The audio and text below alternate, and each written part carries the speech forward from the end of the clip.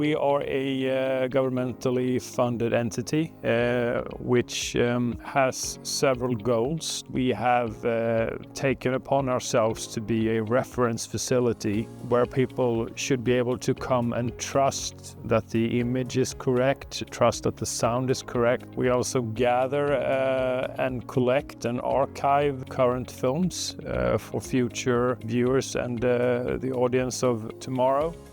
What we do here, we just don't do it for ourselves. We see it as a ongoing collaboration with the industry. What makes our facilities a bit special is that we can't just go all in for cinema. It's a multi-facility. Our main focus is film, of course, but we also do cultural talks. We rent out our facilities to external clients who do conferences and such. What I think you want to create with a cinema room is this sort of transformation, going from everyday life to another reality for a bit. I felt it was a big responsibility to create a room for the Swedish people actually to have access to a very good room with a big cinema system, and also take care of the inheritance of this special building to preserve the cinema history of Sweden. We wanted a modern cinema which keeps its, let's say, historical functionality.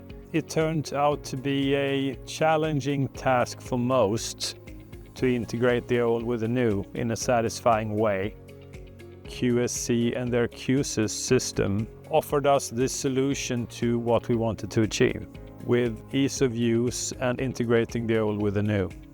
We needed a brain. So in the middle we have this core 610. Everything goes through the core where we have put all the equalization and all the calibration. So you should have the same experience either if you're listening to 35 millimeters, 70 millimeters or Atmos. That's the main reason why we chose Q-SYS system, because that's the only thing we know crossover that can really work through all these different formats and give the same experience. I think it means more for audience to be able to see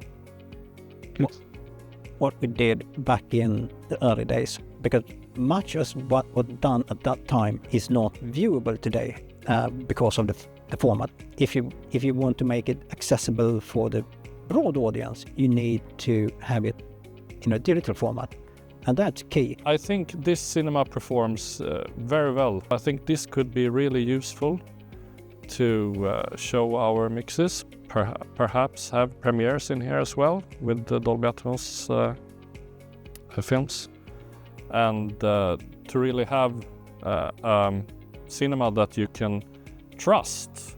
I haven't heard anything better in Stockholm or in Sweden actually than this. Svenska Film Institute has something that calls Cinemateket. And Cinemateket is sort of a theater club. And they screen films that are not commercially available on the market. That's something that's very special. So if you are a cine geek, this is the place to go to when they have those evenings. Perhaps to go with Q-SYS, it's a little bit scary because it's just a black box without any buttons or knobs or anything. You have all that digital on a screen instead. But looking out in the world to see if we can find analog solutions for doing that, the whole thing is so complex. With all those boxes, you have potential errors that you need to sort. It was a fast lane to just choose Q-SYS because we can do everything there.